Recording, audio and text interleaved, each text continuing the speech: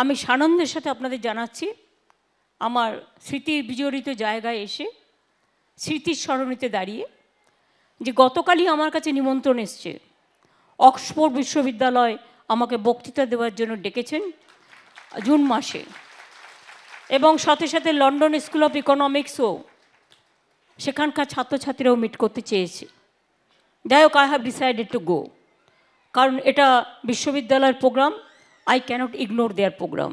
আপনারা অনেকেই জানেন না, আমি বলি না নাসা থেকে ভাষা, বাংলা ছাড়া চলে না। নাসায় যদি দেখেন চাঁদে উৎক্ষেপণ করেছে 34 জন বাংলার লোক আছে। এবং মনে রাখবেন, ওয়াশিংটন ডিসি থেকে শুরু করে, অক্সফোর্ড থেকে শুরু করে, লন্ডন স্কুল অফ ইকোনমিক্স থেকে শুরু করে, হার্ভার্ড থেকে শুরু করে, যাই নাম বলুন, সব জায়গায় বাঙালি অধ্যাপকদের সংখ্যা বেশি। চিকিৎসক থেকে শুরু করে, ডেটা সায়েন্স থেকে শুরু করে, এমনকি কলম্বিয়া ইউনিভার্সিটি থেকে শিকাগো, কল্পনা করতে পারবেন না আমাদের ছেলেমেয়েরা ভর্তি।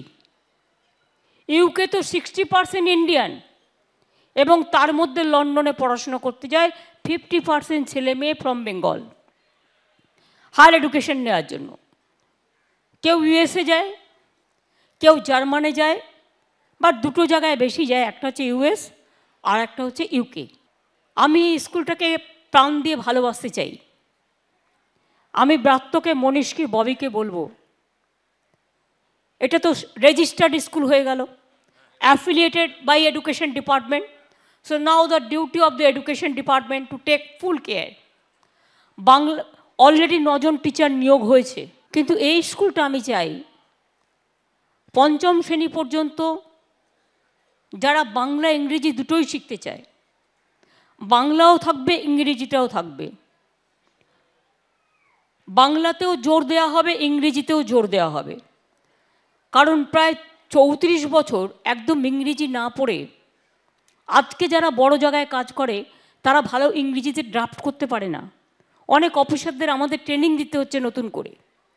আগামী দিনে যেন আমাদের ইয়াং জেনারেশন এটা যেন ফেস না করে, তাদের এমন করে গড়ে তুলতে হবে, let them know so many languages.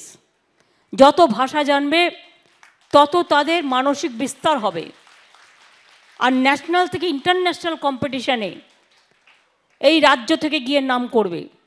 এখানে মনে রাখবেন যে অনেকটাই আমাদের আধুনিকভাবে সাজানো হয়েছে যাতে এটা একটা সেন্টার অফ এক্সেলেন্স হতে পারে। 5 তলা ভবনে 19টি ভালো ঘর করে দেওয়া হয়েছে, যার মধ্যে 12টি ভালো ক্লাসরুম, একটি লার্নিং ক্লাসরুম, একটি সায়েন্স ল্যাব ও একটি কম্পিউটার ল্যাব ও একটি আধুনিক লাইব্রেরির ব্যবস্থা করা হয়েছে। লিফটের ব্যবস্থাও আছে। 9 জন নতুন টিচার নিয়োগ করা হয়েছে, আগে 2 জন ছিলেন।